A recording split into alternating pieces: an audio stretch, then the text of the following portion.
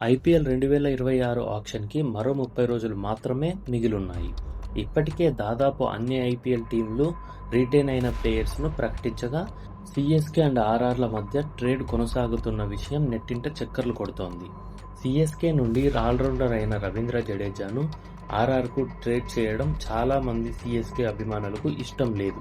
కానీ సీఎస్కేలో ధోనీ 2026లో అన్ని మ్యాచ్లు ఆడకపోవచ్చని, అందుకే ఈ ట్రేడ్ జరుగుతోందని కొందరు అంటున్నారు. Number 3 batsman and wicket keeper Sanju Samson కోసం సీఎస్కే మేనేజ్మెంట్ చూస్తున్నట్టు అనుకుంటున్నారు.